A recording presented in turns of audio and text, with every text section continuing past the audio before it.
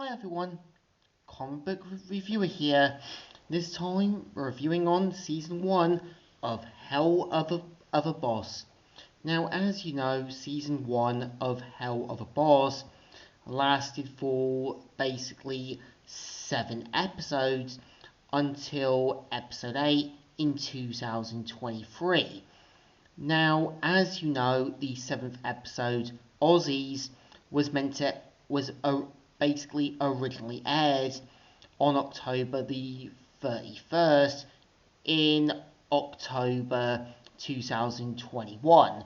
And the best way I would describe Helluva Boss for season 1 is setting up the sort of seeds, the roots, as well as the foundation to where basically Blitzo, Moxie, and Millie's storylines are going to be throughout season 1 and throughout season 2.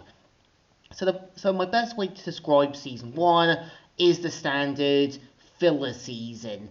Like, it kind of also shows how obviously Blitzo, Moxie, and Millie setting out their sort of day-to-day life, setting out their target for sinners, and obviously some of the episodes having kind of Blitzo, Moxie, and Millie having to deal with the certain problems of the day.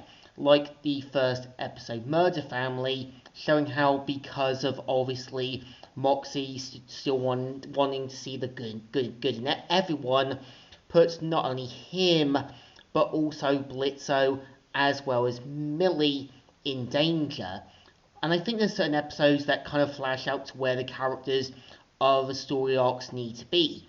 Like episode 2, showing how Octavia is a bit more worried about Stolas basically being with Blitzo, and obviously worried about how obviously Stolas might sort of separate away from her despite Stolas's protests.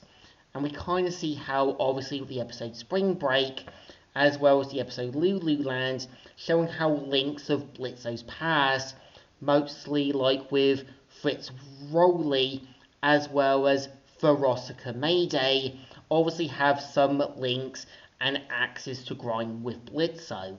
And it becomes clear that Veronica, Fritz Rowley still have access to grind with Blitzo, despite failing to see things from Blitzo's side of the story.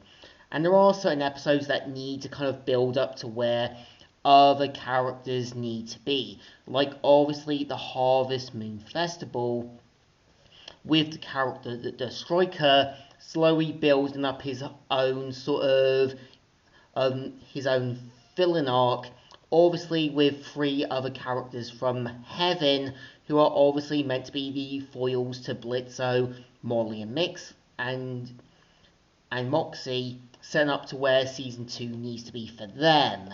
In other words, season 1 is just setting up to where I think characters have to be. They have to sort of set up to where their roots are going to be. In other words, it's basically a filler season, and season 1 is obviously aware of it. Like, obviously showing how Octavia is a bit more concerned about her father. We kind of see how characters like Fitz Rowley as well as Veronica Mayday have links to Blitzo's past. And when you got the whole Lululand thing with the fire, obviously foreshadowing Blitzo's past. In other words, season 1 is just setting up to where characters need to be, for them to realise their mistakes, question their actions, and setting up to where I think characters' arcs, storylines, as well as the aftermaths from season 1 is going to lead up to season 2. And I think the whole point throughout Luna's storyline is meant to show what most characters can be like, or people in real life, set up through the whole foster system. Because Luna is obviously meant to be this tough cookie from the foster system. She's going to be a little defensive. She's going to be a bit abrasive. And I think they make it clear when she finally sees how much Blitzo had always been there for her. This causes her to finally now realise how much Blitzo made much of an effort for her. And you see how characters like Vortex, Beelzebub, as well as the people around her, have to make her finally realise to get her act together and make her realise how much of an effort Blitzo made for her. I think my best thoughts about Season 1, it needs to set up the sort of foundation, the roots, and the aftermath from Season 1 onto Season 2 needs to be. It's not the best season, but it definitely knows the roots and foundation of what it needs to be.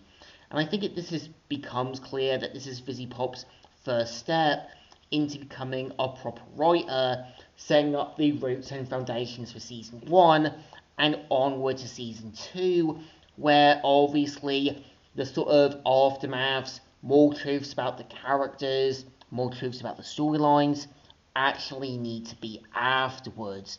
So it definitely deserves 2 thumbs in the middles. Kind of alright, but kind of okay. So, Comic Reviewer here, signing out.